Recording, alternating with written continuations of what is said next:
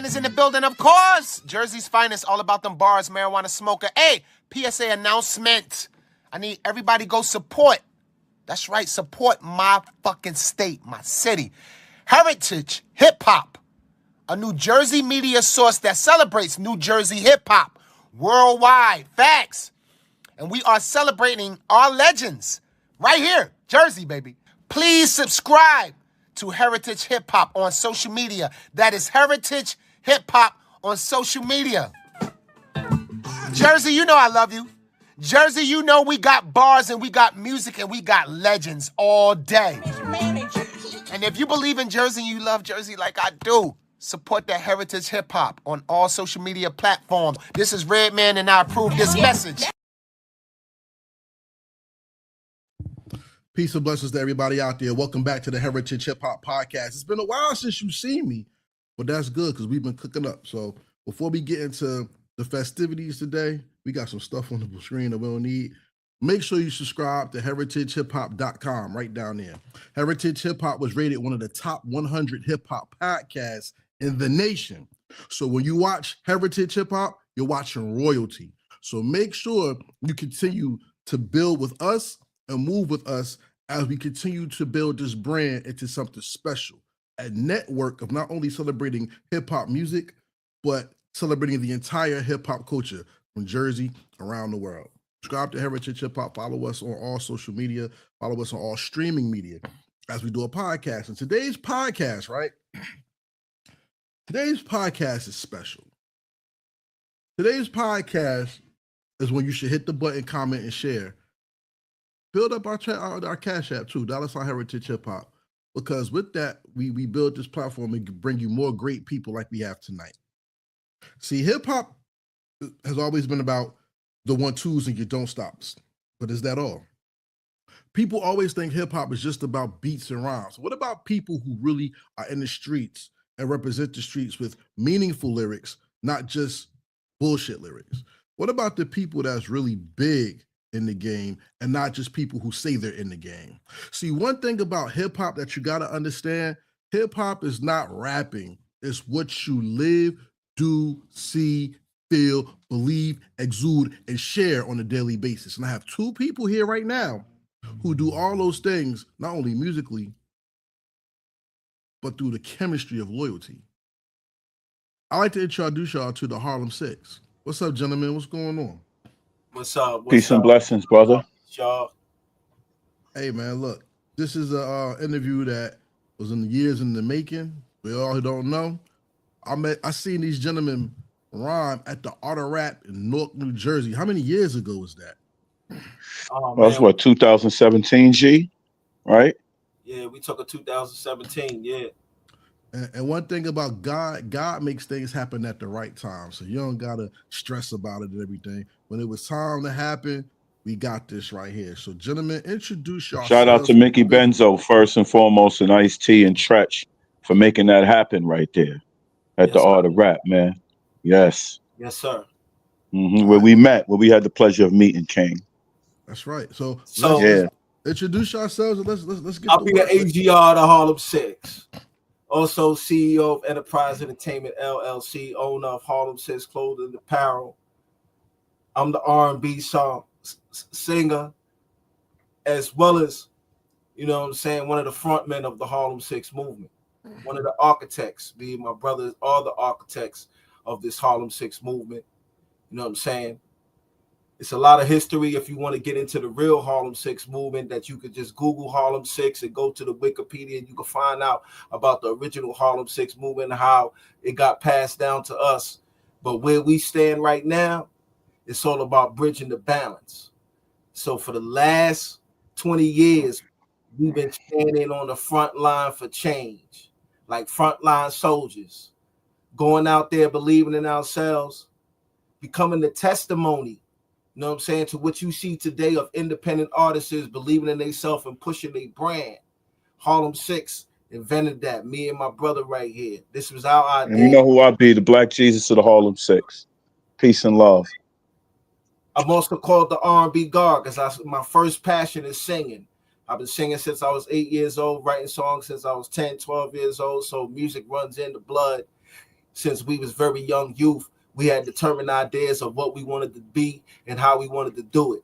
It was just about positioning ourselves around the right people in the game. Coming from Harlem, coming from New York City, we got many opportunities to be around and absorb the game, to be around legendary people in the game and things of that nature. And then we got a chance to work with a few legends in the game and things of that nature. There you go. We got a lot going on. We got a lot popping off now. But yeah, I'm AGR the Harlem6. All right, so let's get to business, because I can't interview y'all like y'all regular up and coming artists, because y'all not. Y'all have a blueprint that's well deep rooted in the game, and where some people get excited to do things that y'all have already done, you come with a lot of OG wisdom when it comes to how to move. So I want to ask you this question first. Let's get real OG. Let's give these gentlemen what they deserve. Yes, sir. Harlem is the blueprint of the identity of most hip hop in New York, if not in the world. Why is everybody Harlem, but they don't claim Harlem? They don't give Harlem their respect as the architects of a lot of their look and their sound.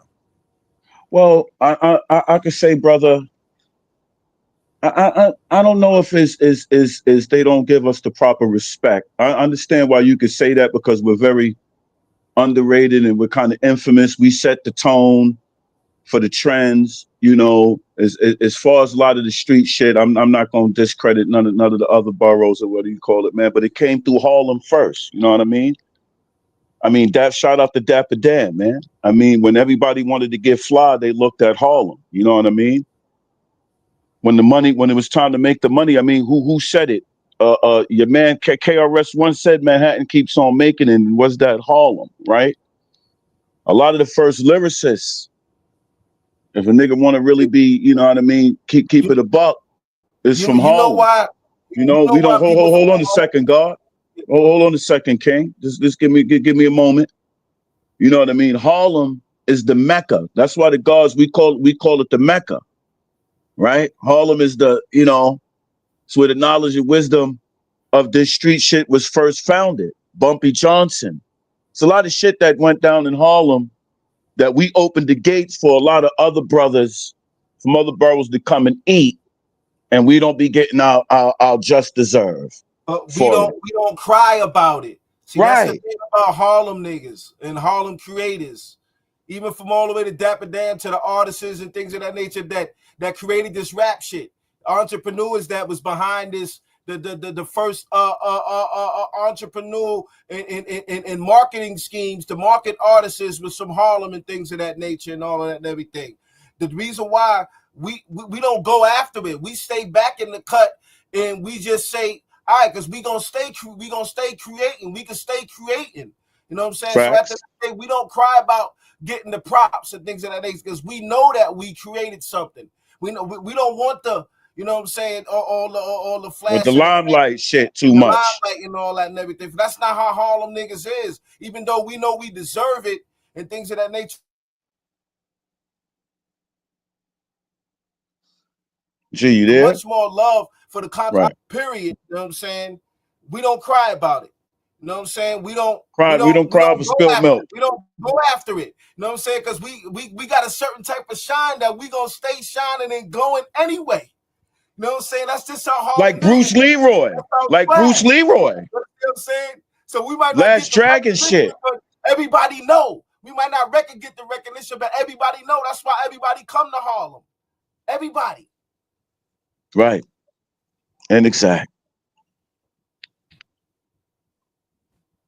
I'm glad y'all said that, because when you look at the DNA of Harlem, right? Everybody starts with Big L. Shout out to Big L, son. You went to school with L. I went to high school with Big L, man. Rest in peace. My guy, man. I remember I seen Big L on the train when this shit first was popping. Me and Lamont Coleman, man. Fucking skip class at Junior Richmond to go to every lunch period and be rapping and singing for the girls, man. Rest in peace to my brother Lamont Coleman. That's how deep it is. That's how deep we are in this shit, man. You know what I'm saying? As you were saying, King, right? We OG, we young OGs, my G. You hear me? We've been doing this for real. Even before the Harlem6 was formed, we've been doing this. You understand what I'm saying? Getting closer and closer, edging ourselves, being around it, absorbing the game. You know what I'm saying? Until finally getting our time, you know what I'm saying, to present our offering. And when you get your time, you present it right. You know what I'm saying? Harlem style. We did it different. We the only independent artists in the game to sell 3 million copies of our music, brother, hand to hand. I'm not talking about off no shelves where a third-party entrepreneur or third-party distributor is getting a cut. We talking about hand to hand. We inspired niggas to go back out there and take control of their brand. Right. But look. The whole part of it, right, is controlling your shit. We own our masters. It's not that you're not going to rub elbows in the game, because that's how you get wisdom, right? But if you're not set up in this to be able to have total control of your shit, and that's what stands us out from the rest. I'm saying no shout. I know a couple of guys that have done it. You can hear about the NWAs, but a lot of them, they had the drug money. They used the drug money. I'm not hating on how nobody did it, but they had the most of the story is the same. Like your man just said, AG said, who's going to go out there Front Street to grandma, to every white motherfucker in America and the United States and say, this is us. This is my and they story. gave you $10, $20 for that. That's facts, actually. You could ask Trigger Tretch and Ice-T on that. The RZA knows that. They said, what? These boys are master salesmen. But that's what this hip-hop shit is about. It's not just about the rhyming and the thing that you were saying, sir. Rhyming and your brand, presenting yourself as right. a brand, as a full package. That's the full package, and that's our identity. That's our offering to the game. Besides the great music and the message that we give, and our entrepreneur spirit and things of that nature, and going against the grain, saying we don't need no label. We're gonna become the label. We're gonna treat it like a 9-to-5. Invest, reinvest, reinvest, reinvest, reinvest. Teach other niggas how to do it. Right. And it'll be, you know what I'm saying? And that's the story. You know what I'm saying? The greatest story never told of the Harlem6 and what we represent, inspiring the next generation.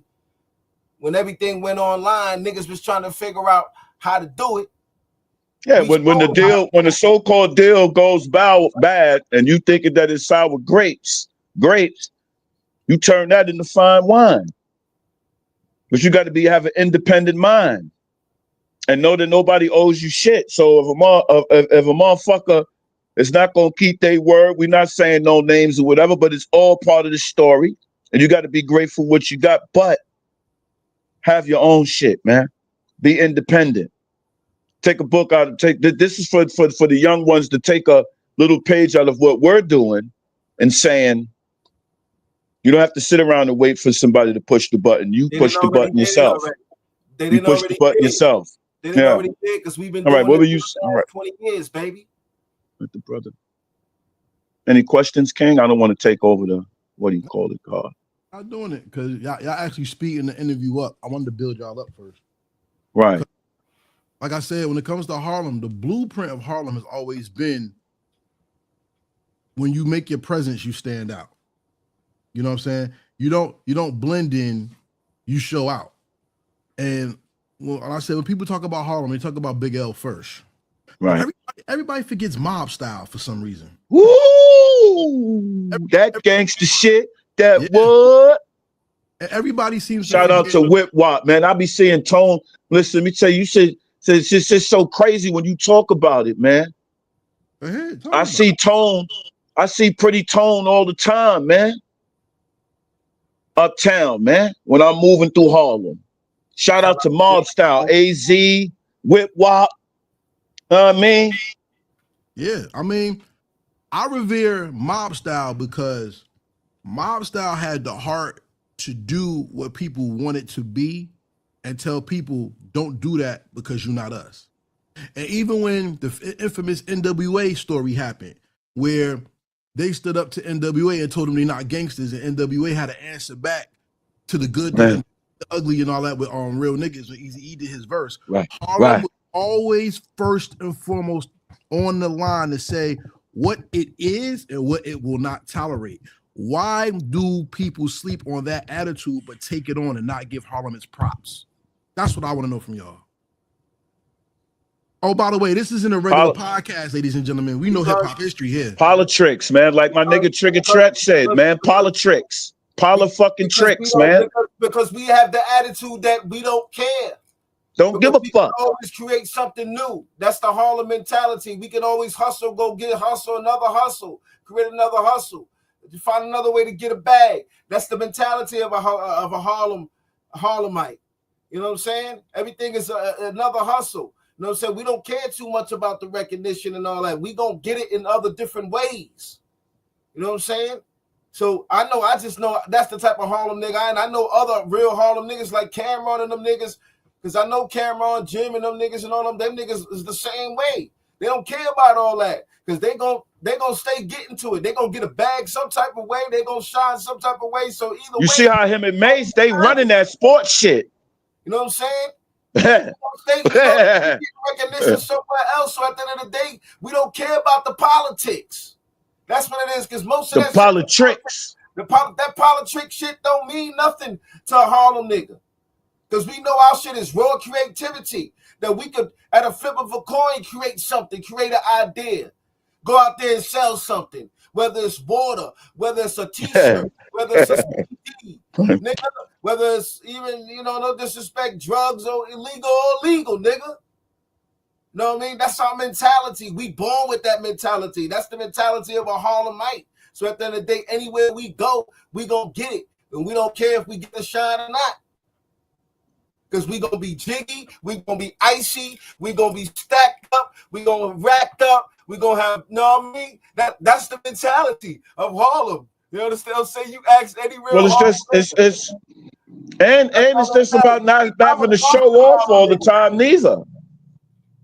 Huh? The ego. It's not about the ego about us neither. It's just like that's that ego. With us. We don't care about the ego. We care about just creating and getting money and stacking the bag. And we want to see you eat. Other ways.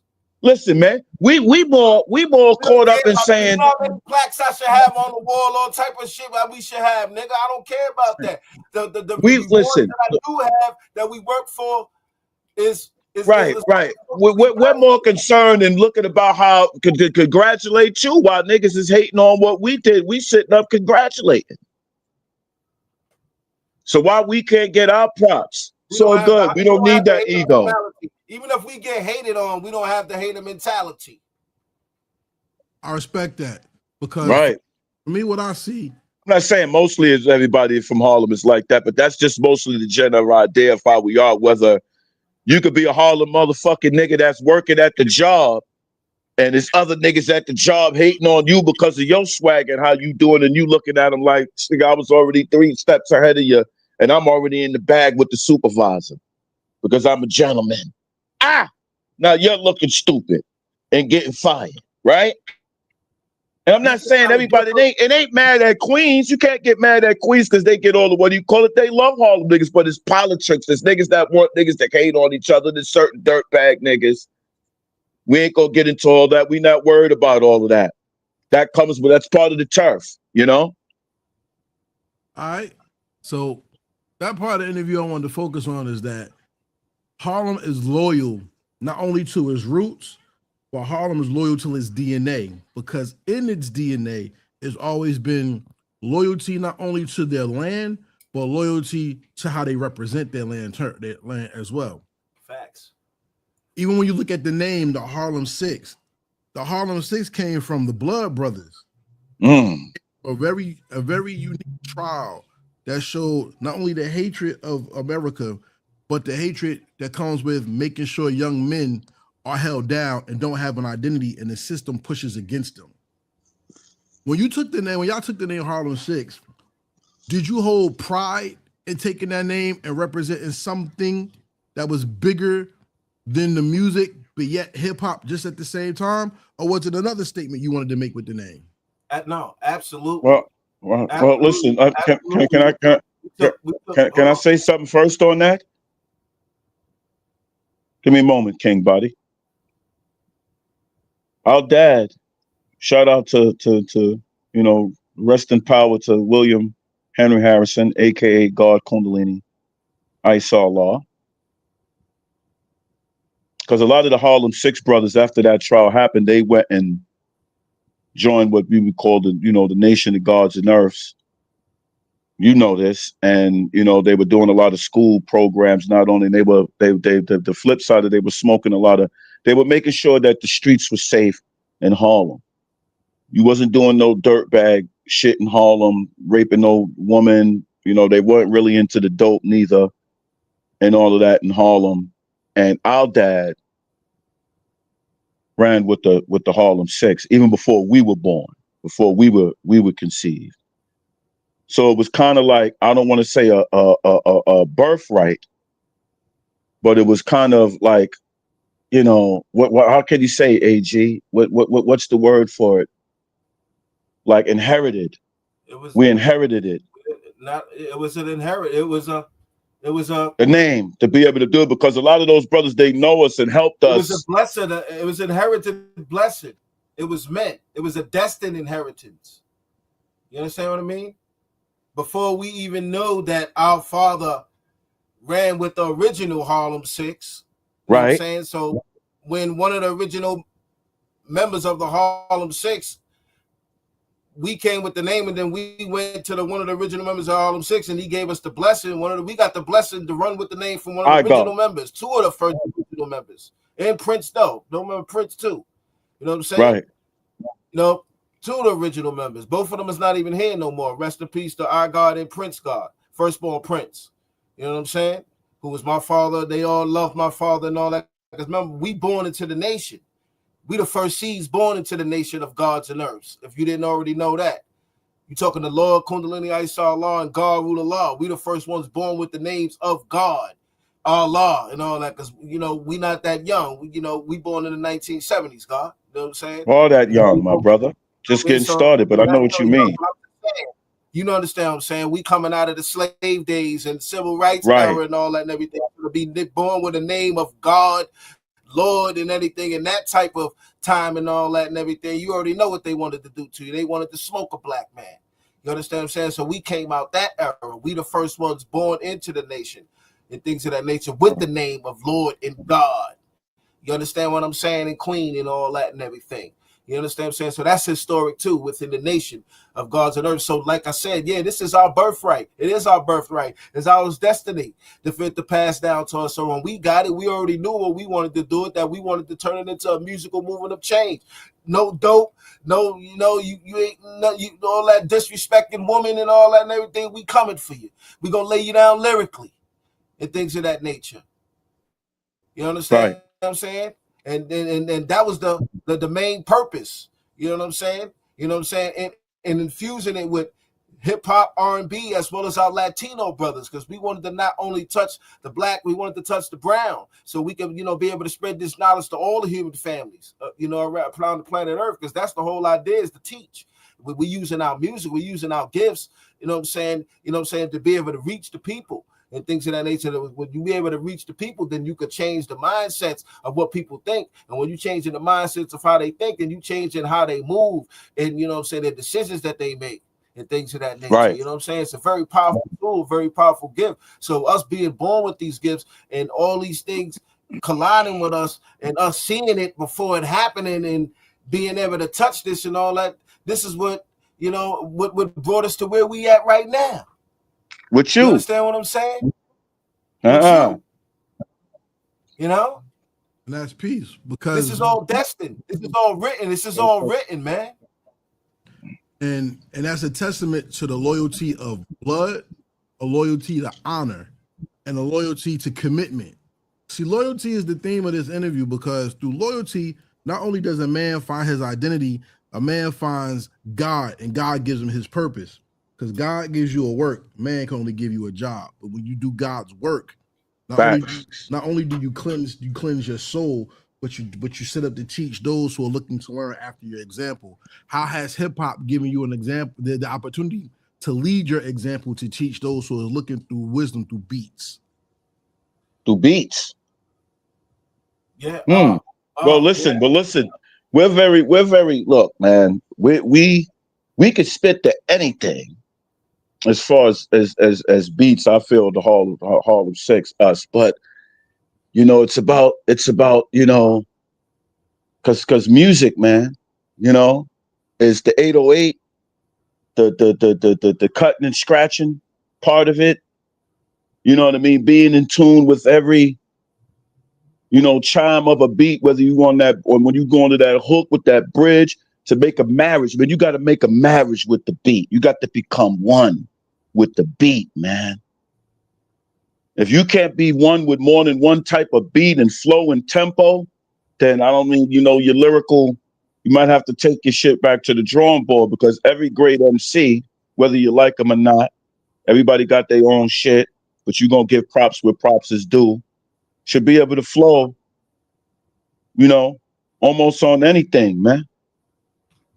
Besides the acapella. In my educated opinion. AGR, pick it up. What you think? Now, what say what you said again, brother? I'm basically talking about loyalty to the point where you made music that teaches people who's looking for an identity through music. You're pushing something that's even more creative and positive and loyal through the lessons through music. How you feeding them? Talk to them. I feel that that's my duty to do that. You know what I'm saying? That's one of my gifts, that I was born with. Being born with being able to write to music and being able to express yourself, with lyrics over beats and things of that nature, and then being able to, get people to listen and not only change their mindset and things of that nature, but also changing their ways of how they feel about themselves and what they do in their daily lives. I feel that that's a gift that I have.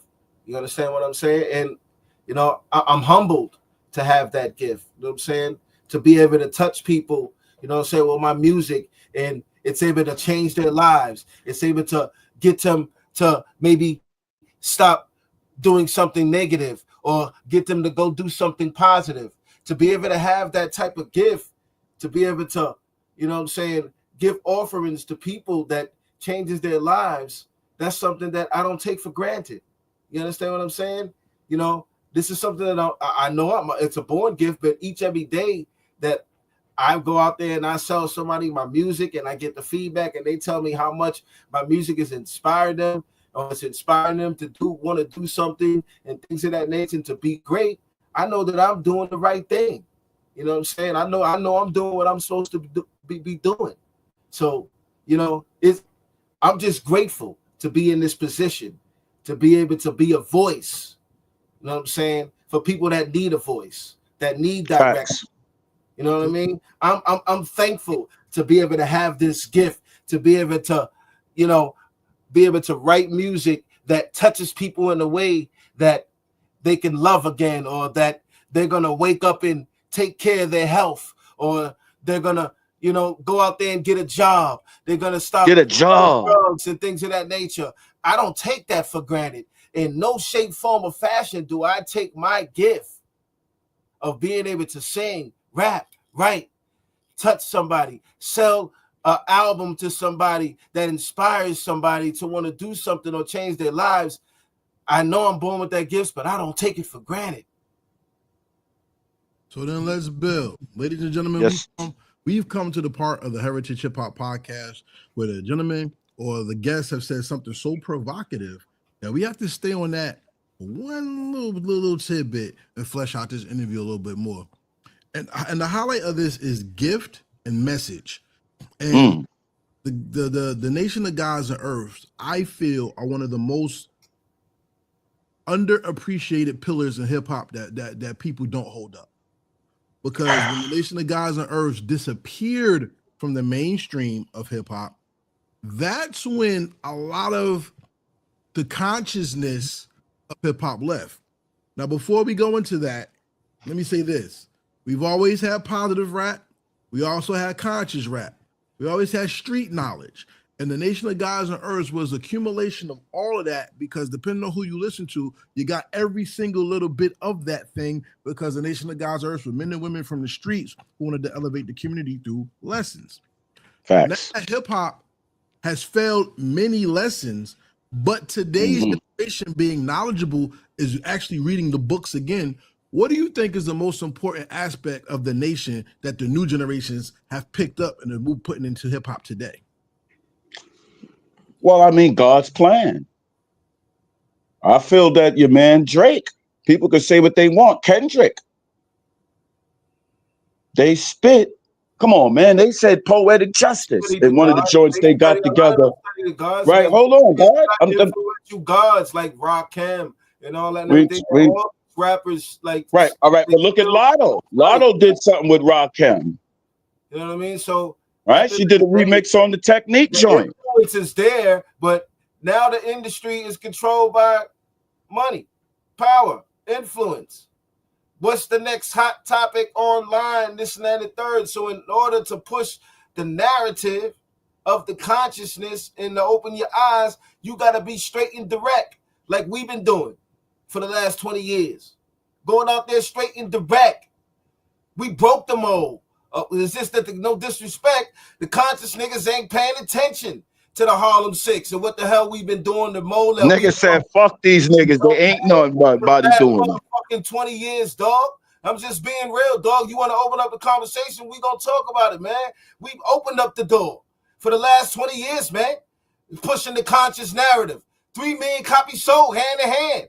Has any of the consciousness, besides my niggas like Trench, Ice-T, and my other niggas that show us love, rest of them niggas, black, hating. You know what I'm saying? Because they can't control. We been went against the system with the conscious. So basically what he's saying, hold on, God. The next hold on. The thug niggas and the niggas, let me get a little bit of this too, man. Real music and all that and everything, they love us more than the conscious niggas. They showing us more love and all that than the conscious niggas. What is really conscious? What is really conscious? You got to look at that too, man. Ourselves, my brother. That's what happened. Most of them niggas wanted to go corporate. They wanted to go suck up to the corporate niggas. But then Harlem6 came along and said, we don't need the corporate platform. We're going to show y'all niggas how to do it our way. Y'all want to take a deal from us? Boom. We taking it to the streets, hand in hand. Niggas can't control that. Did any of the conscious niggas that's in hip hop come and recognize that and say, yo, let me give Harlem6 they flowers and all that for it? No. Can I say something? You talked about the gods and earths, right? There's certain god niggas that's in magazines and all that. That's working for these publications. Did they come give? Hold on a second, man. Let me build. Did they come give us an interview? For everything that this man just said, I think I'm talking to the brother. Did we come get an interview? So his question was, how is the God body shit being represented right now, and how's other artists is doing it? It ain't really nobody really doing it that did it but us. But I was trying to show love to what I feel as some of what you said, like some of the people that ain't so-called conscious rappers that are working and trying to make an effort to show love and appreciation to what we doing. You got Lotto that she went and she did a joint. I appreciated the queen. Shout out to Lotto, man. That she went and did the joint with Rakim. I like what Drake does. He might not be old, call it MC, whatever, but he throws in the messages. He's not a fucking gangster rapper, and he's fucking successful. I'm not talking about them. Kanye West is crazy and all that, but he rants about things and he talks about the black man being God. You got to take a little bit of the what do you call it with the what do you call it, right? Of how it comes out. But which, like he's saying, it has to be projected like how it was dope with the KRS-One or Rakim, all that. And we had it, and like how the gods are saying, it be your own people, like Nas said, that don't want to push forward the package and they know they got it. I'm not saying no names. You're supposed to be the God. But you ain't saying what the Six is doing, which is the most, I think, when you talk about hip hop is rebellious, right? So if you got brothers out here that said, damn, these niggas is out here going ham. These brothers is going ham. They sold how many copies? And they got blessings. They got accolades within the game. I'm not gonna be ignoring my shit that I did with Guru of Gangstar. Shout out to Premier. I'm not going to be ignoring any of my other accolades. I know where the most of our bark comes from. That independent grind, that should be front, mate. That should be front cover on the source, man. But I want to bring this to y'all attention. I think y'all got more love than y'all realize. Thank you. I'll be trying to say that, but because I'm not really too much with the accolades and all of, with the, how like you were saying, why don't they get their props? I know the people love me. No. Wait. No. You're going off subject. Right. See, what I'm trying to tell you is, when it came to the Nation of Gods of Earth, it was prophesied in the late 90s that hip hop would go underground and you would have to find hip hop to get real hip hop, that the machine was going to dilute it. And did that not happen? One. Yeah. Number two. Wow. All right. I'm going to listen, God. I'm going to listen. Number two, after that happened, when hip hop went underground, the elders and people who hated hip hop attacked hip hop a second time after the C. Dolores Tuckers and rest in peace, Reverend Calvin Butts. That happened, and hip hop went under a crisis of identity. If y'all don't remember that, I'll enlighten you. Just like before Biggie came, you had that weird period where Lord Finesse and Tretch was running hip hop. Everybody's Kendrick and things right now, but nobody talks about the Nick Grants. The blog era had so many people they don't talk about. Hip hop was under attack. OC. No, that's a little later. Yeah, you thought that was later, right? Part of self, God. I'm not doing knowledge. Part of self.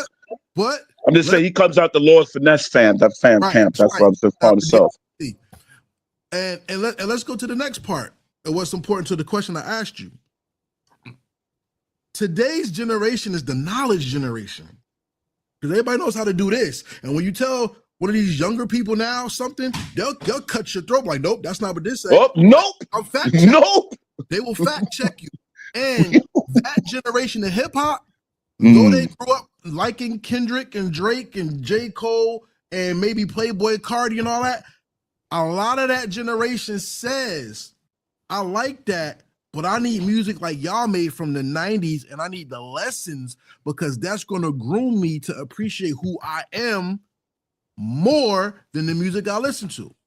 So back to my point, because my man, y'all New York folks, y'all go off. Y'all be mad aggressive, but I want to build with you because I want you to calm down and think. Yes, sir. When you go hand in hand, that's called B2C, business to consumer. That means you're relationship building. And I think you sleep on the fact that it's not that you sold hand to hand, it's the fact that the hands were receptive and they were able to share what you have and appreciate it by giving it to people than just being a purchase. Because if you don't understand, we're going to go to commercial break. We're going to go to commercial break after I say this. But right, sir. This is what you don't understand. Or maybe you do, but it's not coming out correctly. Because it seemed like the point has to be made, but you're missing the point that you made. And the point already made the point. You touched the people, and now the people can share. Because if it wasn't for your sacrifice and your music and what you put out there, the hip hop that you made couldn't be talked about today. And hip hop today is talked about in academia. It's talked about on the corner again, and most importantly, it's being debated on podcasts because people see the importance of our culture and the people who make it happen. That's not in the mainstream, but on the level of the people. Because even Christ had to meet with the people and be around he was called him a wine bibber. Christ was an alcoholic. So he had to be around the people who took drugs or alcohol or who were in the prostitution rings or around the people who sinned, because those were the people that represented the community, not the people on their high horses. Ladies and gentlemen, we'll be back after this where we talk about not only Harlem6, but we will build about their music, and most importantly, we will show them how much we love them. Thank you, sir. Where you get your hip hop from? Yeah, what's up? This tribal trigger Tretch in the building. You already know, nip, naughty. Hey, Redman is in the building, of course. Jersey's finest, all about them bars, marijuana smoker. Hey, PSA announcement. I need everybody go support. That's right, support my fucking state, my city. Heritage Hip Hop, a New Jersey media source that celebrates New Jersey hip hop worldwide. Facts. Please subscribe to Heritage Hip Hop on social media. That is Heritage Hip Hop on social media. What up, y'all, man? It's your boy Do It All, Do Pray Kelly, right here on Heritage Hip Hop, man. Look, man, let me tell you something. Make sure you support Heritage Hip Hop, because without these brothers bringing you hip hop, we're not gonna stay informed, man, the way that we need to stay informed, man. And they're not just giving you hip hop, man. They're giving you the heritage of hip hop, right here, man. Yo, Karev, I see you. Heritage Hip Hop, man. Let's do it. It ain't nothing like Heritage Hip Hop.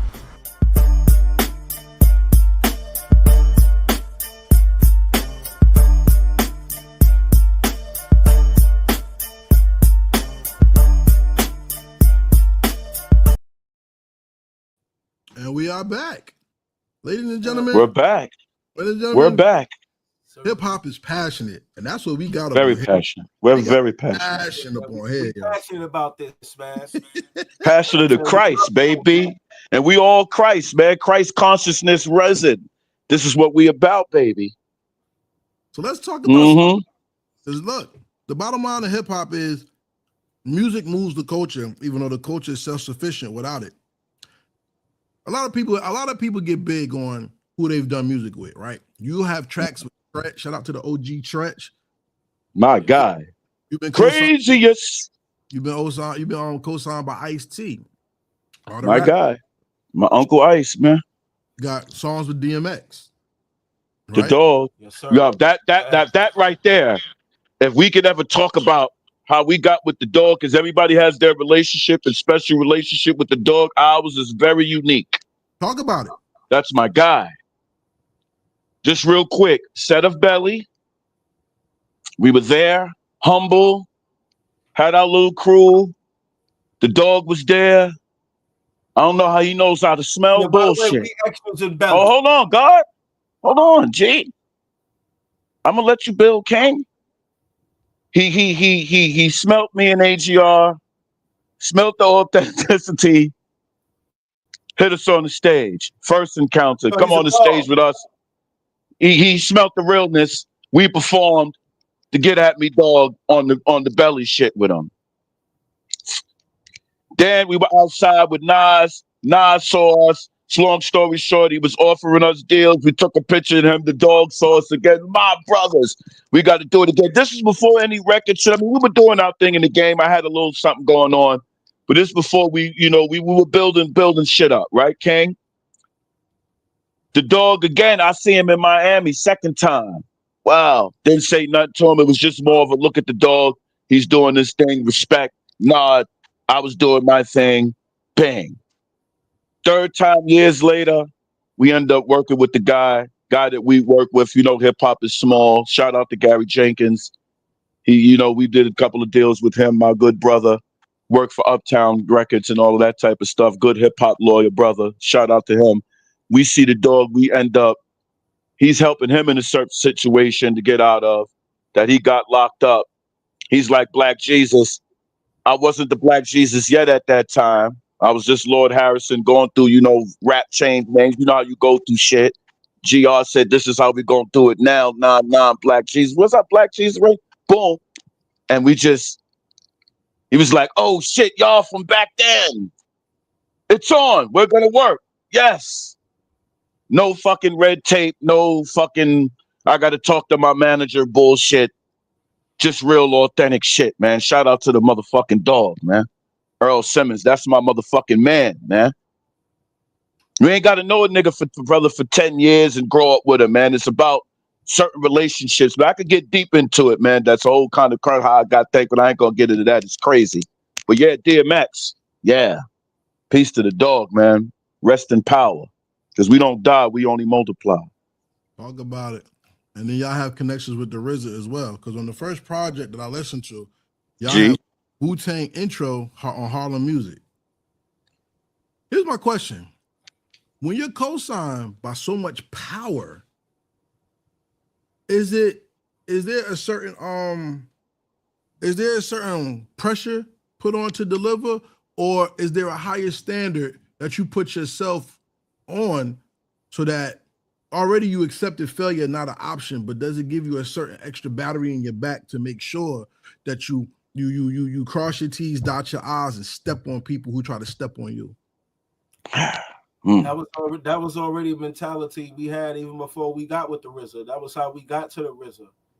You know what I'm saying? Having the mentality of that dog, you know what I'm saying? Getting to the next level, not taking no for an answer mentality, seeing that we're going to be working with, you know, any of these legends and things of that nature. But with the RZA, you know what I'm saying, getting with him, it was just, you know, a thought. And we said we're going to get with him. And we got with him. Oh, actually, we got with him by him beating him with Guru. And at the time, hold on. And at the time before that, and at the time, you know what I'm saying? No, before that, we met him with Guru. I'm saying before we got the beat, to get to him again, we had to throw the thought. We already got the invitation with Guru. And then we didn't get his math because we wasn't sucking him like, give me your mathematics or nothing like that. Right. And then we saw him we threw the thought and said we got to get with him, and then saw him at the Parliament.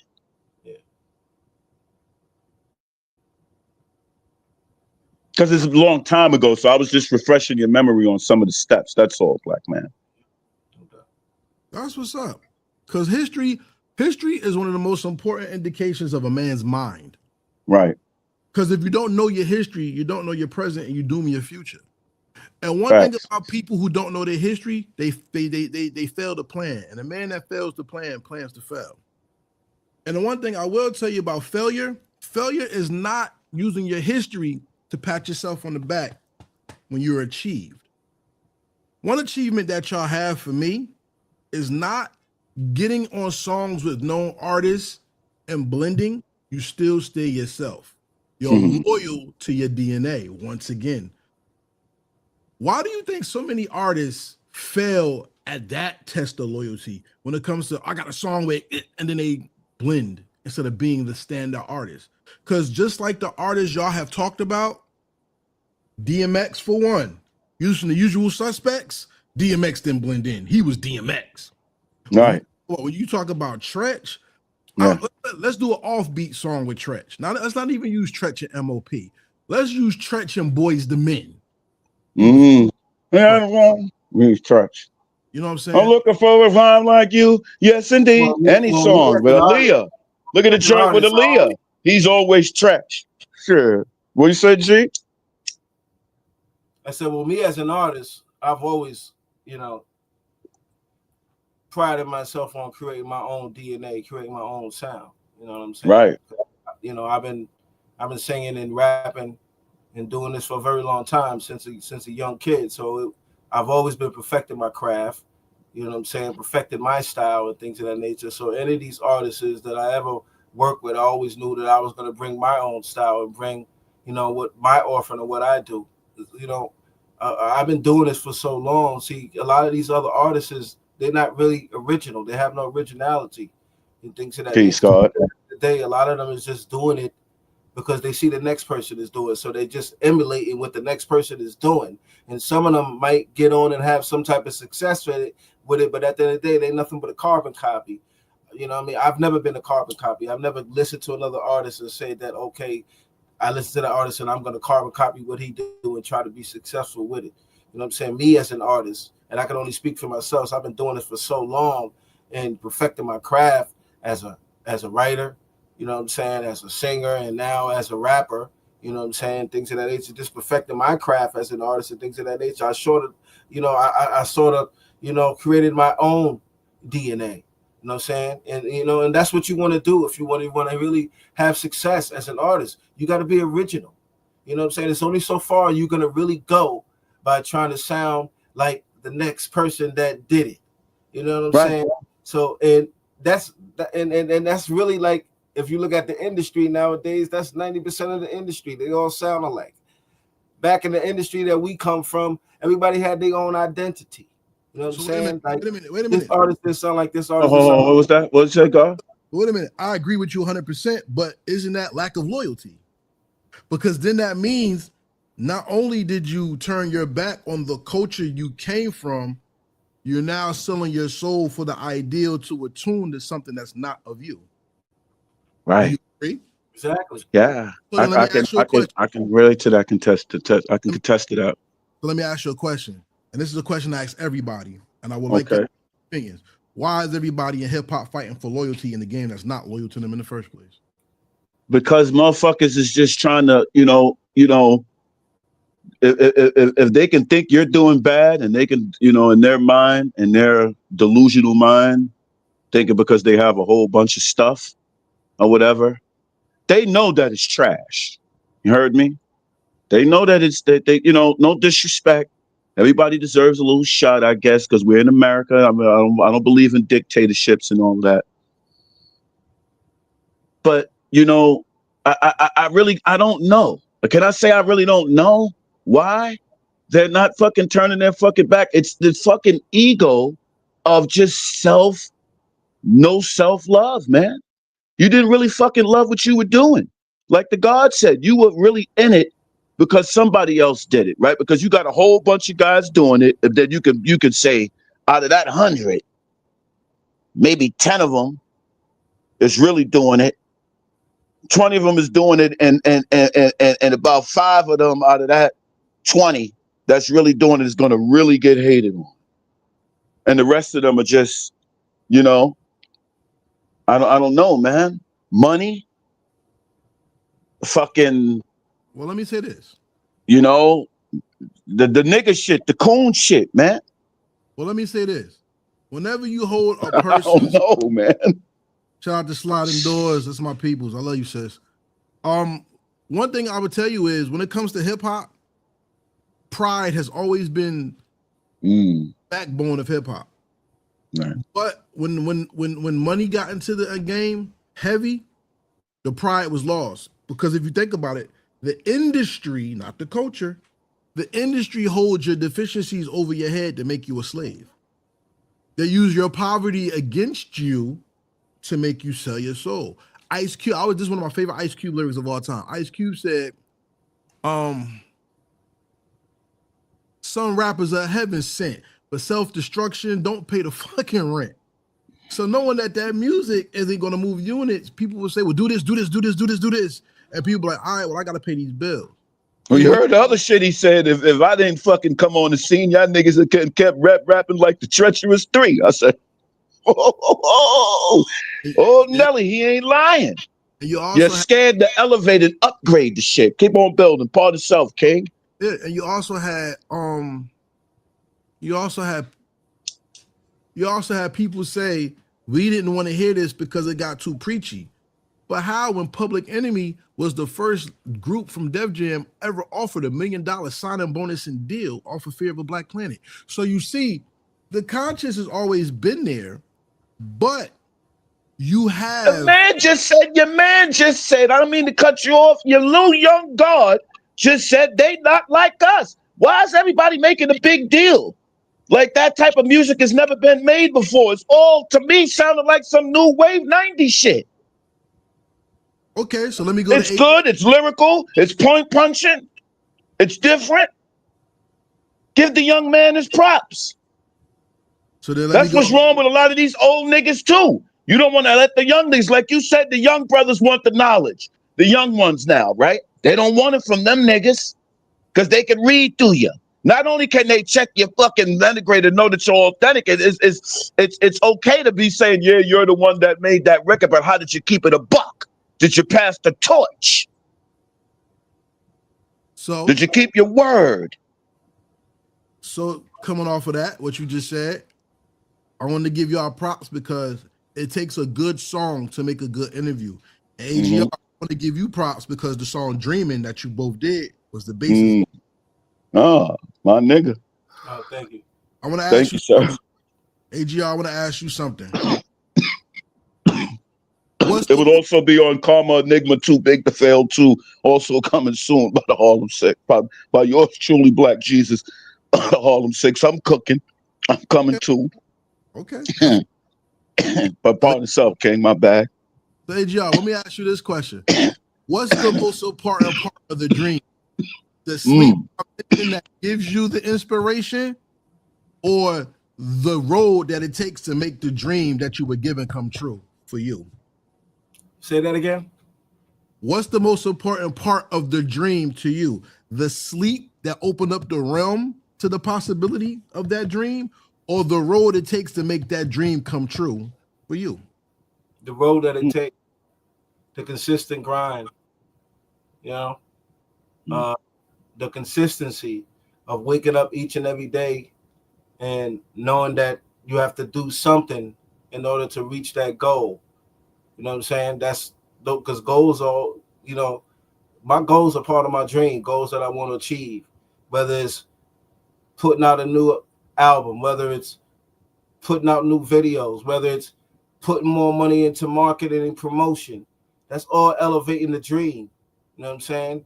The dream comes from, you know, my thoughts of what I wanted to be since I was a young youth. So now I'm living the dream. You understand what I'm saying? So the hard work, you know what I'm saying, is the best part of it, because I get a chance to see every inch and every step to the top. You know what I mean? You know what I'm saying? That's all part of the dream. You know what I'm saying? And the dream is manifested through the music. Like that song that you hear, Dreaming. You know what I'm saying? That's the manifestation of us building it from the ground up, never giving up, staying focused. You know what I'm saying? Staying passionate. You know what I'm saying? Keeping a level head. You know what I'm saying? Even, you know, remaining humble. Even if we have great successes that other people don't have, we don't sit around and be flaunting and acting like we all that because we work with RZA and Tretch and DMX and all that. We don't do that and things of that nature. We still humble, and you know what I'm saying? Because we're grateful and thankful. You know what I'm saying? To be able to live in the dream, to be able to manifest that dream, man. I'm grateful for it. You know what I'm saying? Each and every day. Well, let me build with you on this level then. The richest place in the world is the graveyard. Because there's $1 million dreams that have never been manifested because people kept quiet and they died and took it with them into their tombs. Not only that is the graveyard rich. The sleep that it takes to dream is akin to not being active. Remember, Nas says sleep is the cousin of death. In the Tibetan book of the dead, it talks about that stillness and letting go. Part of having a dream and making it happen is letting it go. I want to focus on a song called Made It, because you had to let go to make it. What's some of the biggest sacrifices you had to do, had to go through to make it? And how did losing that thing make you a stronger person, a better artist? I had to let go of the resentment of people not keeping their word. You understand what I'm saying? People not doing their part or what they were supposed to do in order for me to get to where I know that I'm supposed to be. Speaking for myself. You know what I'm saying? What I mean? You know what I mean? So Made It is a song that I beat the odds. You know what I'm saying? I made it in my own way by going out there still believing in myself.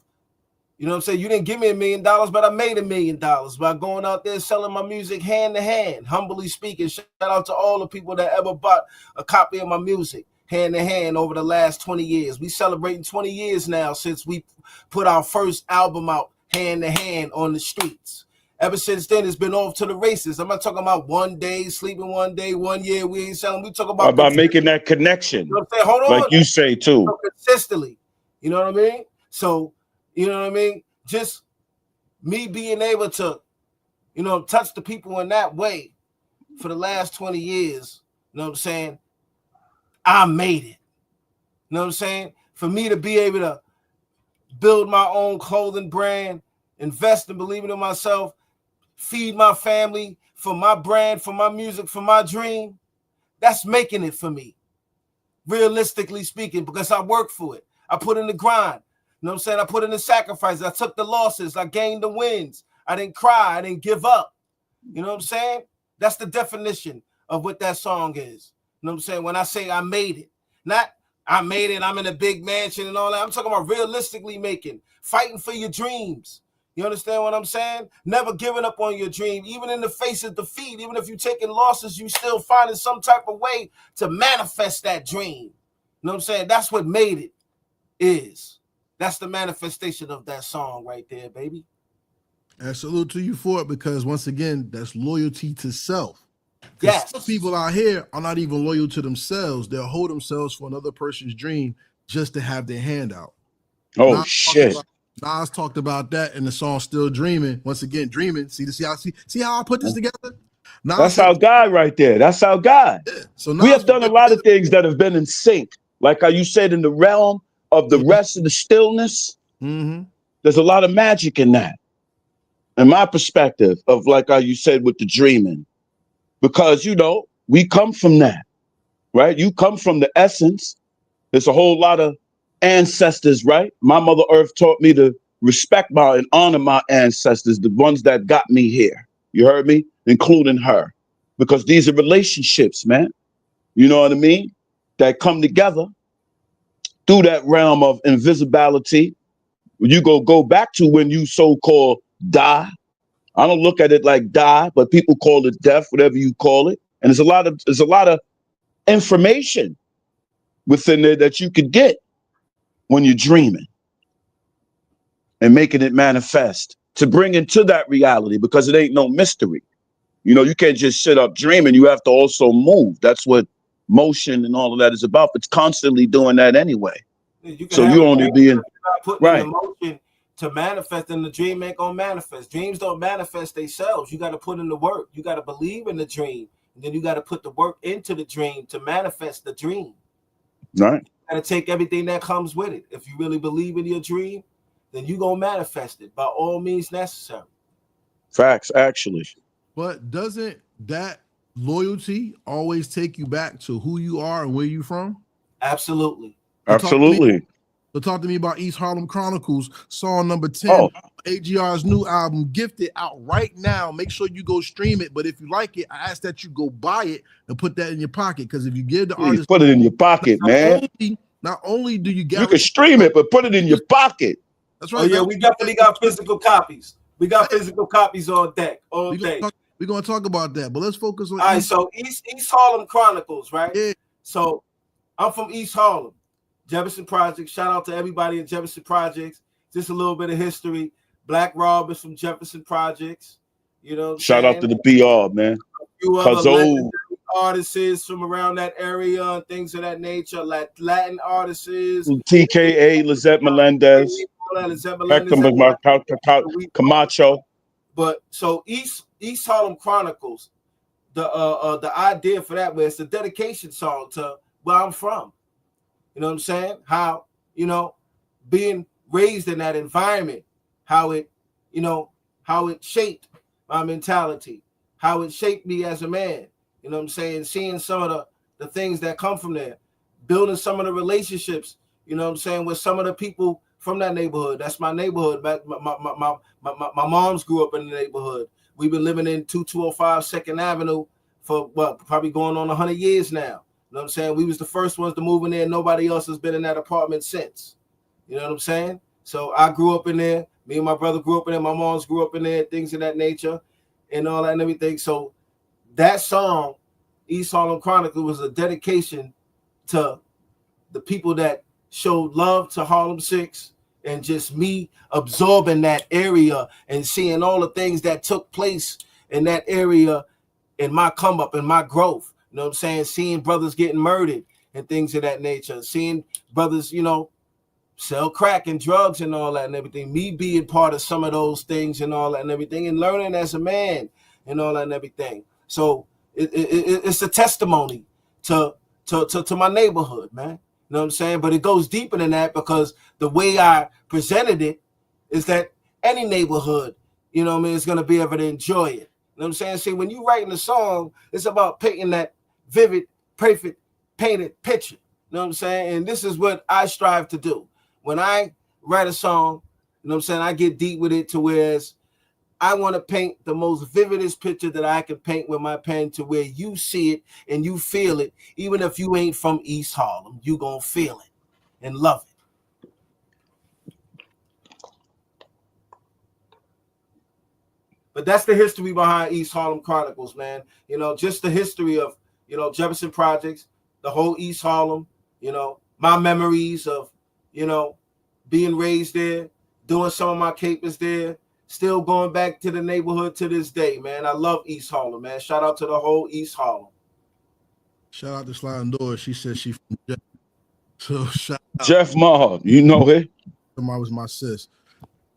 Man, look. One thing about the interview game that I enjoy, and one thing I hate. Let's do what they hate first. The one thing I hate is it's not enough time to really get the full story. But one thing I love is the fact that you get to tell your story, because hip hop has become so big. I hate that how big it is at some points, but hip hop has gotten so big that there's so many people who contribute to the culture that we don't know.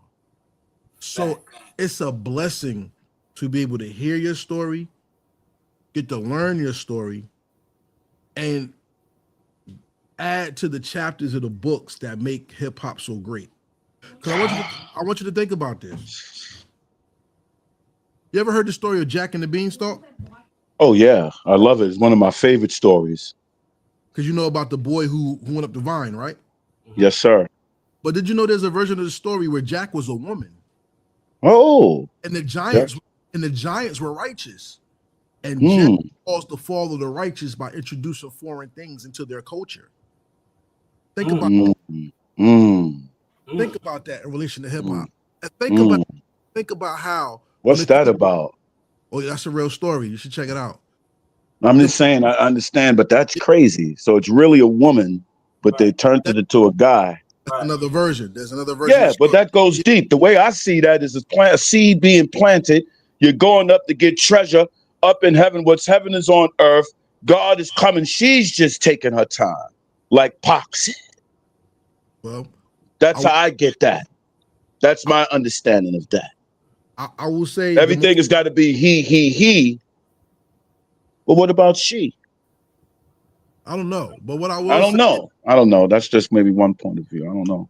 But I will say the most important part of that story that I got, what Giant said, remember, it's the people who survive the war that get to tell the story. And they get the narratives and the characters of heroes and villains by how they see it. And if the history isn't documented and told correctly, then you get narratives that make you not understand the truth and what it means. The most important part of Harlem6, from my opinion, is the fact that the truth is not the music. The truth is in the loyalty. Because if they did not believe in themselves, and they did not believe in the culture, and they did not believe in their DNA, and did not believe in where they're from, then how could they create something that could touch the hearts, souls, minds, and integrity of men who've never stepped into Harlem, but will buy the music and want to elevate themselves to become great people off of the inspiration of rhymes, beats, literature, poetry, vocals, and rhymes? Salute, gentlemen, because you have done your job. Thank you, sir. I appreciate you, great one. So I'm honored. So before we end this interview, I would like for you to talk your shit. I mean, come on, man. We got to do it. You gotta do it. I'm gonna give you about like a minute. It's called Stand on Your Square. You know what standing on your square. Stand on my square. You know, listen, man. Listen, I know AG how AG gonna end it out, and I'm gonna just let shoot my little shit real quick. Let's go. Right. It's always love. There's no big guys or little U's. We're all down here breathing the same fucking air. And if you're not prepared when opportunity fucking strikes, get out the fucking game, man. Because we go hard in the motherfucking paint for freedom, justice, and equality, man. Loyalty and respect. You understand what we're saying? And, you know, Karma Enigma, man. We too big to fail. Harlem6, everything. Shout out to, you know, my son, Victoire. Khalil, I see you. And, you know, Harlem6 forever, baby. AG, you know, take us out, man. Hey, I just want to thank all the fans, all the people, all the supporters that have been rocking with us, the diehards that have been rocking with Harlem6, supporting us for the last 20 years. Anybody that ever bought a CD for us on the streets, no matter where you're from. Like, and trust me, we didn't touch everybody humbly worldwide. Believe me when I tell you that. You know what I'm saying? But we also got a lot of things going on. We got the launch of Harlem6 clothing and apparel. Make sure you go hit up the Harlem6 clothing on the Instagram. Everything is Harlem6. We about to launch Black Jesus' album, Karma Enigma, Too Big to Fail. We got the Gifted album right now. That's out right now, so run that out. Ran that up, and we also got a great deal with Rock Nation. We rocking with Jay-Z and all that with the distribution. Shout out to Sean Carter, man. We love you, brother. And we also got Black Jesus coming out in the movie on Netflix. Shout out to Hidden Hard Films, man. Sensei Mo. Films and Sensei Blood Mix Mo, dropping soon. You know what I mean? Blood Mix is about to drop. Shout out to Dean Yalis. You know, what's your boy? Ronald Boone. Yes, sir. You know what I'm saying? This and is Sensei Mo. That, you know, that rock with us, man. That support us, and all the supporters and the people that 52 blocks, man. Hit up the 52 blocks page, so man. We continue in the build. We continue to grow. Everything is Harlem6. So to all the fans and things of that nature, thank you for Mr. Karen for bringing us onto your platform and letting us tell our story. We appreciate you, my great brother. Thank you, my great brother. We're gonna make sure that all our people that support the Harlem6 is gonna support you. You know what I mean? Because we family now, and we appreciate anybody that give us a platform. You know what I'm saying? To tell our story. We are very passionate about what we do. That's why you see, you know, we get a little bit like that because we passionate. You know what I'm saying about this? We love this shit. You know what I'm saying? We love everything. This is the reason why we eat from it, is because we love everything about it first. You know what I'm saying? And to anybody else that want to do it in the future, you got to love it first. You got to show love it. Those that did it before you, to the pioneers, because without showing and paying homage to the pioneers that did it before you, you ain't going to go too far. You ain't going to go too far. I still wish you well. To everybody, man. I love everybody. I love y'all. All right, so before we get out of here, y'all, I want to give respect to Tretch, OG. Shout out to Tretch. You see, he was on Heritage Hip Hop before, y'all. So y'all see. Yes, sir. Shout out to Trigger, man. That's my big brother right there. That's beyond hip hop. He already know what it is. He know what that shit is, man. Come on, man. But also forever. Shout out to y'all, because for y'all who don't know, Tretch and Ice-T now have a dispensary in Jersey City called the Medicine Woman. Oh, the Medicine Woman. Back into these gentlemen at the Medicine Woman. And yo, this is not a paid promotion, but if y'all would like to sponsor Heritage Hip Hop, Medicine Woman, Storia, anybody, please. Oh yeah, we going to go see Ray next. We going up to Ray shit next. Out to Hash Story. I got to go get me some of that. Meth got his joint on 2/5. The Tikal spot. I done been up in there a few times already. Okay. But yeah. Shout out to all the pioneers, man. Harlem6, everything, man. We're here. Here's the funniest thing. They think this interview's finished. I just closed down the question, the big part. It is now time for the rapid fire questions. Ladies and gentlemen, are y'all ready to play this game with me? Let's go. Let's go. Rapid fire questions are not yes or no questions. These are questions destined to show you the knowledge, the brevity, the deepness, and the understanding of hip hop culture that these gentlemen have. Yes, sir. So now we're gonna start off one by one. Here we go. Greatest hip hop beat ever made. Meaning, if it was your beat first, it would have been your first single. Shit, come on, man. Come on, man. Come on, man. To me, it's just too many. All right. Okay. So I got to narrow it down to one. Oh, shit. All right. I'm going to take the Warning beat. Shout out to OB. Oh, Easy Mo Beezy. That's my Neezy. Shout out to Easy Mo motherfucking B. Shout out to Easy Mo. All right. I'm gonna go with yo, because I really love this shit. I really feel that because a lot of guys approach Premier. Besides Guru, man, you know, that boy, shout out to Guru. He did a lot of, you know, that these gangsta or whatever. But I mean, when you see another nigga like a Premier or I mean Jigga or Jada or somebody else spit over a Primo shit, I'm gonna go with the Royce the 5'9" shit. What, tick, boom, that joint, the bomb joint? Yeah. Nice. Okay. Pum, pum, pum, pum, pum. What? Okay. Smoke that shit. Anybody I know he smoked it. Shout out to Royce. Because that boy is bad. That boy is dangerous. He would have The smoked. 5'9". You know what I mean?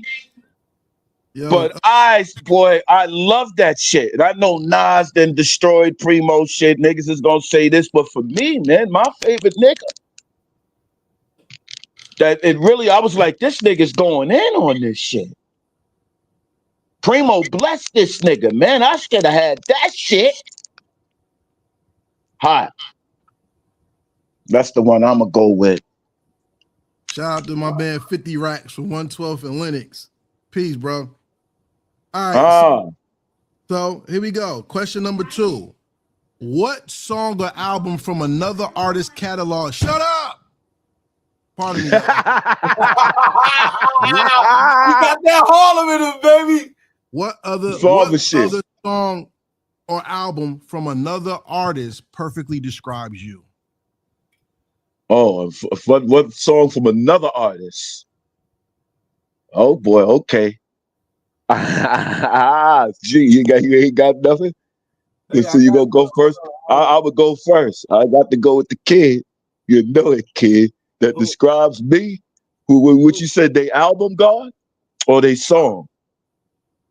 Either or.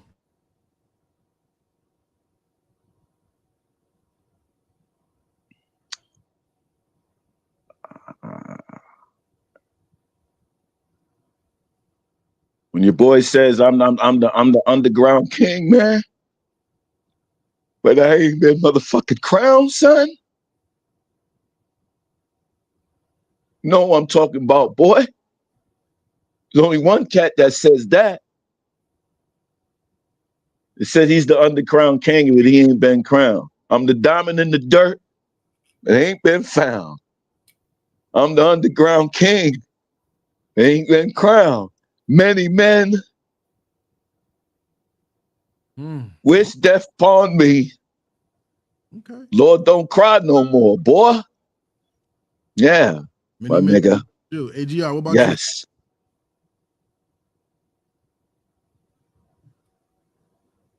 I can't really compare myself to no artists, man. It's not what he's saying. He's not saying to compare artists to you. You talk about artists like music. No. That would describe you. Yeah, artist's song that would describe me. That's what I understand what he said. I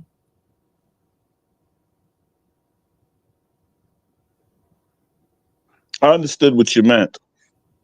Nothing like the brother, but it's similarities because we're all connected in a certain way. Everybody's unique, but there's, I'm inspired by music. Jay-Z, man. Jigga, there you go. Because you got the hustle entrepreneur, the entrepreneur spirit. It gotta be one of the. It gotta be like what's my shit? It's off the first album. Can't Knock the Hustle. Yeah, man. That's you should definitely Can't Knock the Hustle, nigga. That's what described me. Can't knock the hustle. I'm taking down my dog. Can't knock the hustle. I'm talking nigga middle name. Yeah, nigga. Right. You know what I mean? Check this out. That you know what I mean? That hustle entrepreneur mindset. You know what I mean? Check this out. New York is the Game of Thrones. And every borough is a kingdom. Every borough has a king. Every borough has an army. But the saddest thing is Brooklyn is the one that represented hip hop the best, because Brooklyn took their borough around the world as a single and gave it to the world. If you had to make a Crooklyn Dodgers type version of a song only representing Harlem, who would be your lineup? 3 MCs and a producer. Who you got?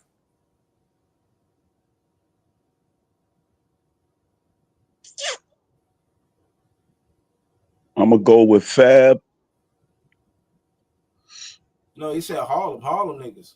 Oh, with Harlem niggas? Only Harlem. Right. Harlem niggas. That would be the Brooklyn Dodgers. I'm going with me. I got to be.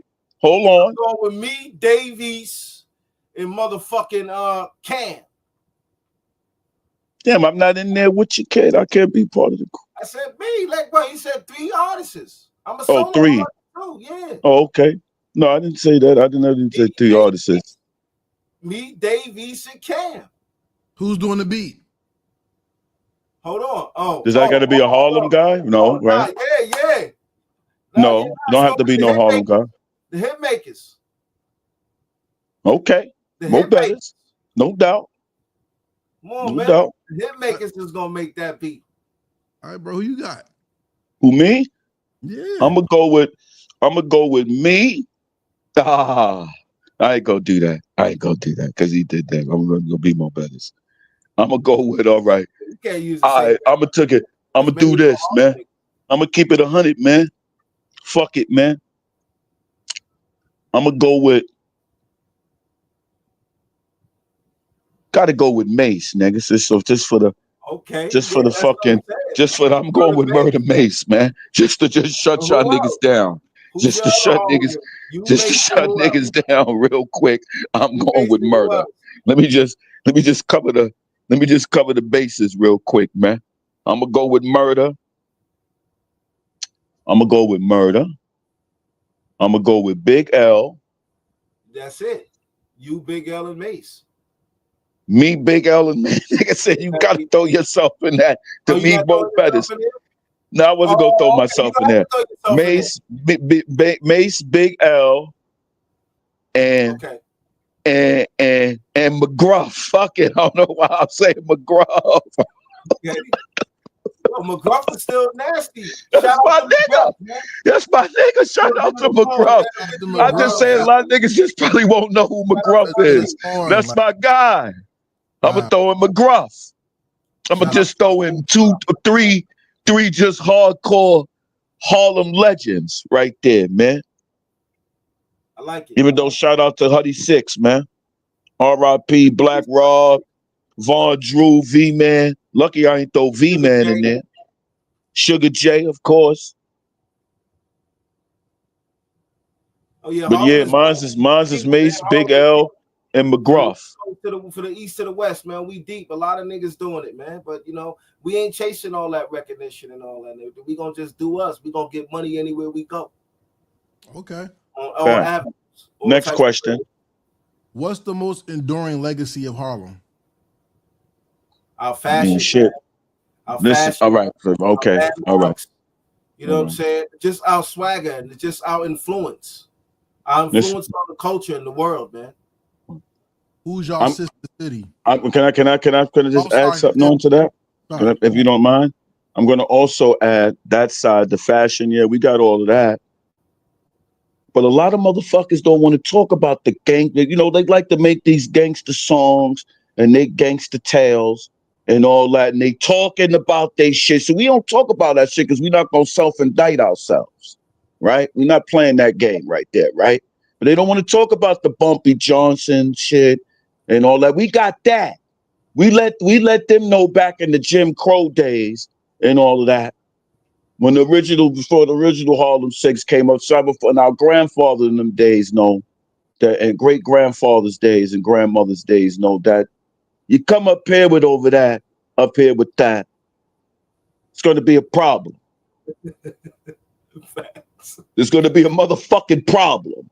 We the original gangsters, but we don't talk about it. And a lot of these niggas come up here to Harlem and they take out gangster tales and go emulate it and all that and everything. And they trying to tell stories of Harlem niggas that really put in that work. But you don't hear about it. We're not mad at y'all work.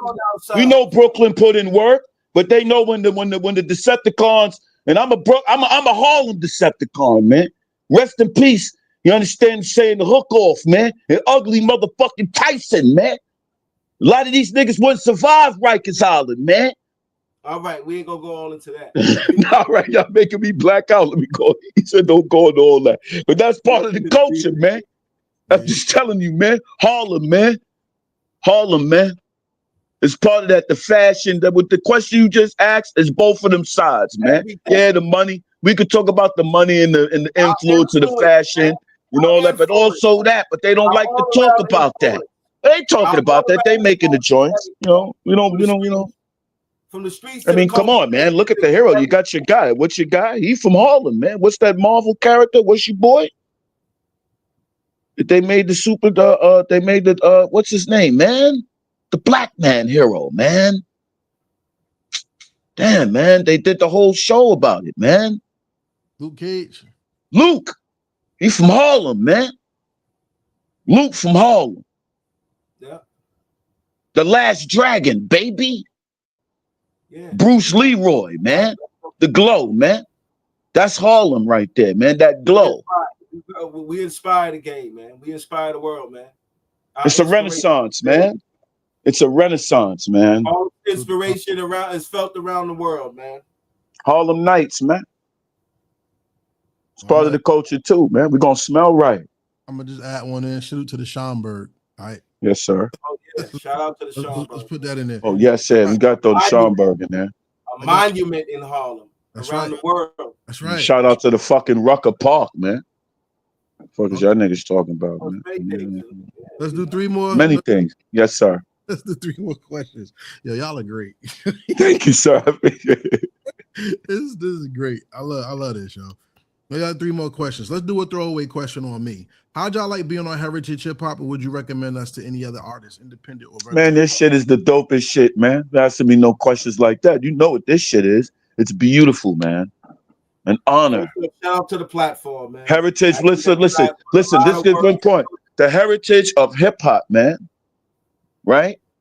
What is your heritage? Because what is heritage? That's knowledge and information. You better get in tune, boys and girls, young men and young women and men, ladies and gentlemen. Of course I will refer independent artists that have a story to tell, that want to have a platform to speak on and let their voices be heard on various issues. And as far as, you know what I'm saying, them contributing to the culture of hip hop, this is a great platform to be able to express yourself, man. As well as, you know, more legends need to be signing up and getting on this and supporting this, man. You know what I mean? Right, man.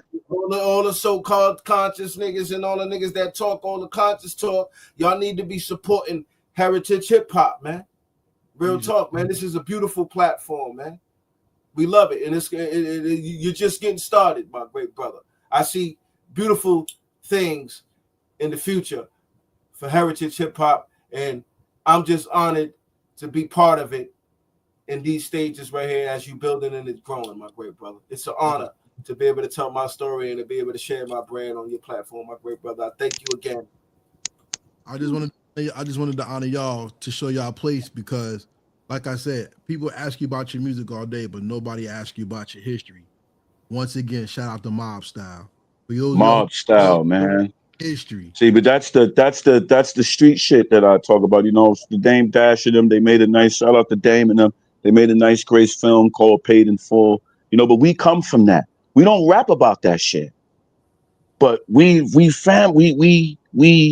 you know, there's generals and lieutenants and capos and all of that in this, and generals and all that is in this story. And, you know, we generals and captains and all that at the same time, because everybody plays their position. You know, some things don't be talked about, but Mob Style, family, like you keep saying, you're talking about that. I see that guy all the time. I see Mob Style all the time is what I'm saying. Shout out to Gangsta fucking Lou. He's my fucking guy. Let me tell you one little fucking story before we go about Mob Style, you know, because these niggas don't really fucking know, you know. And my little hip hop trails coming up when we was doing our thing with Guru, shout out to the Gangstar Foundation. There was one night we were out and Gangsta Lou was already respecting me as Black Jesus as an MC, but he didn't incorporate me as Lord Kundalini. I saw law where I come from in the guards, and my dad and the original Mob Style and my brother and all that shit that I'm not getting into, in that crew with Mitch Porter, all that shit, right? When they knew and found out who he was to who I was, because you don't talk on the real thing, he said, "What, nigga, that's your dad? What? Boom, what? You know Gangsta Lou.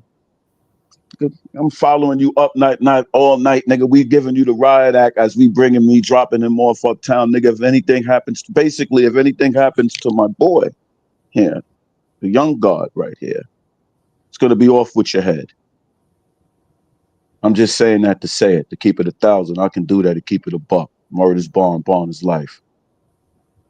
Salute the family. Mob style. Salute to the fucking mob style. That's right. Hey man, one day I do plan to talk with those gentlemen one day. Because one thing about hip hop does a piss poor job of saying thank you.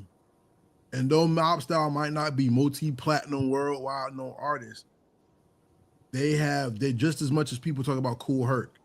They have a central Herc. Did push-ups with my guy, my nigga. My nigga. They have an essential fabric in hip hop that people don't like. So I want to give them respect because they actually went into making music. So let's just be real. You know what I'm saying? They did try to turn it around and do something positive. So let's just, you know what I'm saying? Facts. So, like I said, I want to give them their respect too. If you could pass that star off for me, much appreciated. Oh, yeah, man. Now, to bring it back. AZ copped 2 albums, man. He copped 2 of the Harlem Musics, man. He said, I got to get that twice. Right. To get back to you two, though, before we end out the end, I got 2 more questions. This is one of them. People always talk about the future, but they never focus on the now. Harlem6 is now, and how do they control the now to create the narrative for the future?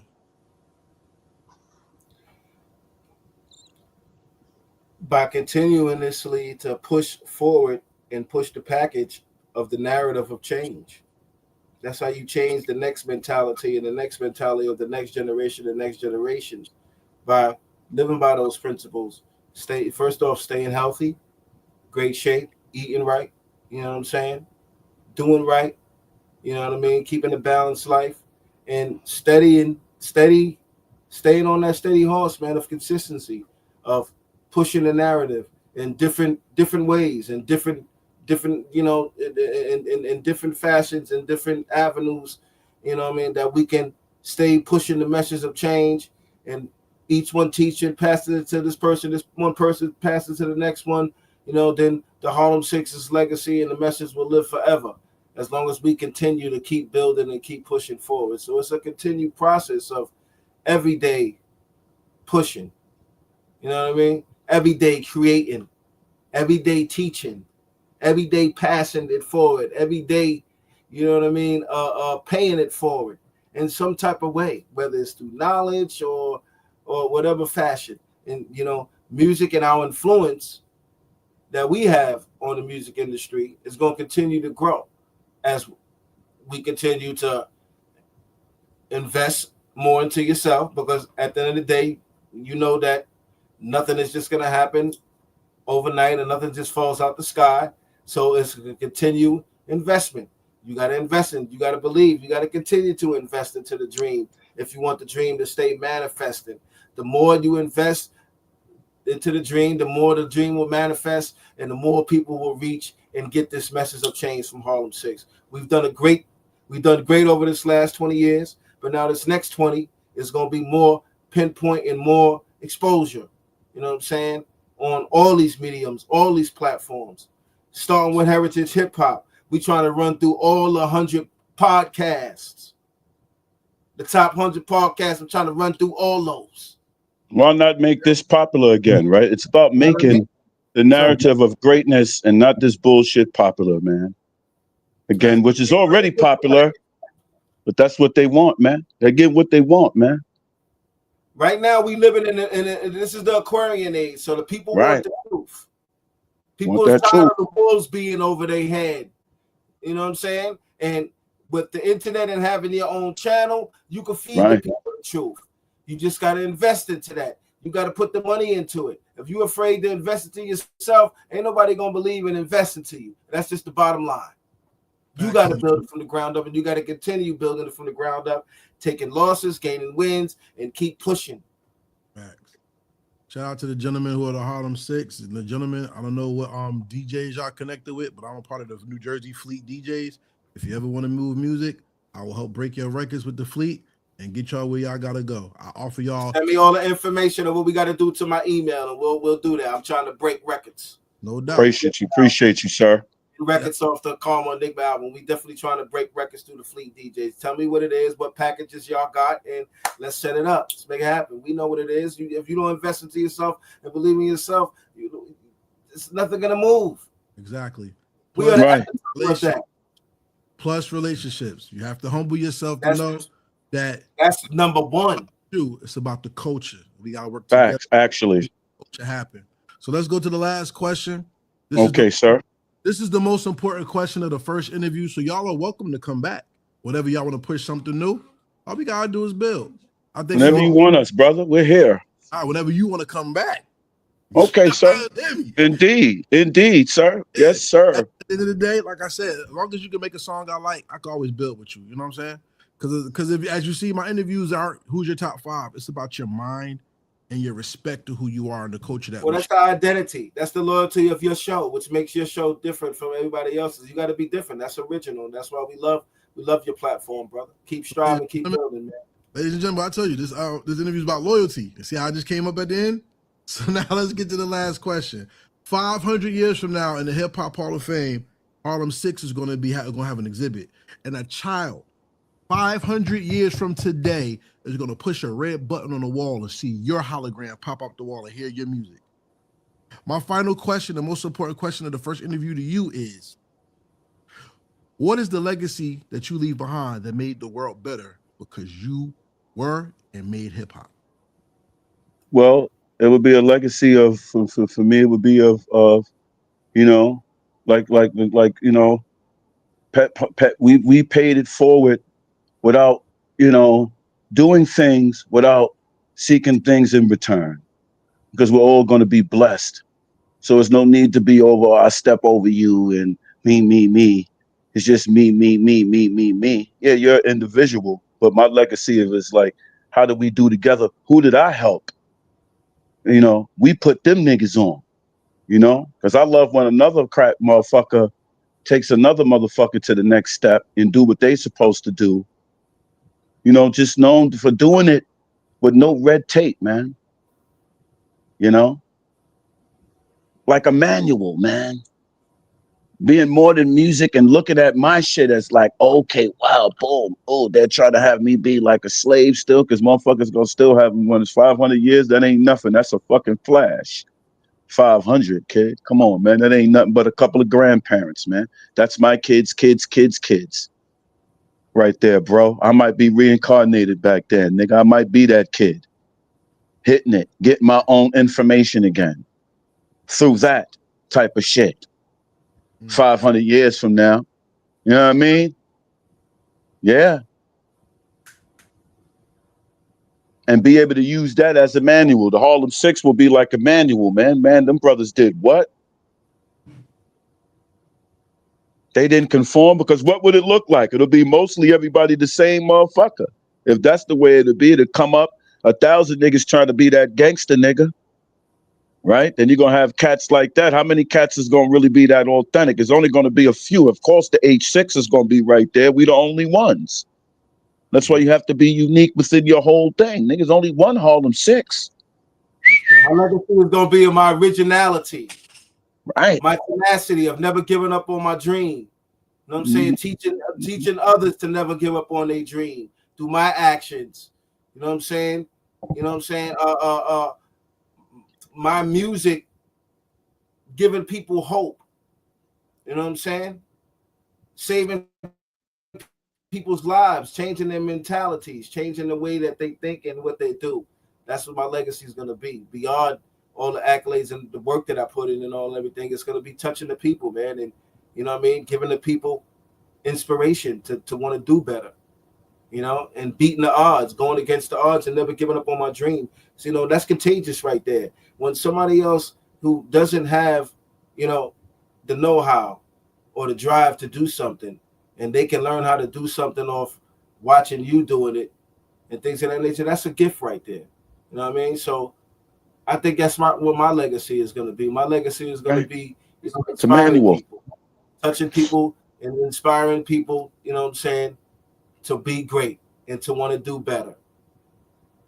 My music and my voice is just my vehicle that I use to get to the people. You know what I mean? Well, thank you, gentlemen. I want to read something from Sliding Doors. She said, "We are all creators, can energize on each other's energy, spark each other's creativity, boost each other in this world as we cross paths." Gentlemen, before you go, I want to introduce y'all to somebody. This is my grandson. Say hi. Oh, how are you, sir? At the shout in the interview. Say what you gotta say. Sorry. Sorry for what? Sorry for talking. No, interrupting. By yelling. Why is it important to apologize? What are you recognizing?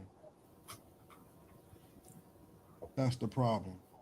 When I told you about MVP, morals, values, and principles, it's valuable to listen and not to talk when people are talking.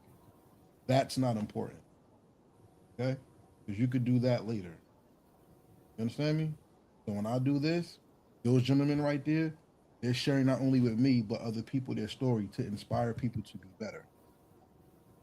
Now, who's your hero? You. So if I did not do right, wouldn't you be upset with me? The most right thing I could do is show you how when you make a mistake, acknowledge it so you could do better next time. Correct? Yes. Okay. Sorry. You're fine. You're gonna be good, right? Love you. Good night, young king. Peace, young king. Love you, young king. And for anybody who doesn't understand what that was about, that was hip hop, and that is the Harlem6. That's what we all. Thank you for watching. May the Most High bless you all. Sliding Doors, I love you, sis. It's been too long. And everybody on Instagram watching, shout out to all y'all. May the Most High bless y'all. Support Harlem6, support Heritage Hip Hop. As we say, peace. Peace. And we out. Peace. Love y'all, man. Thanks. Peace. Respect. Real hip hop. Real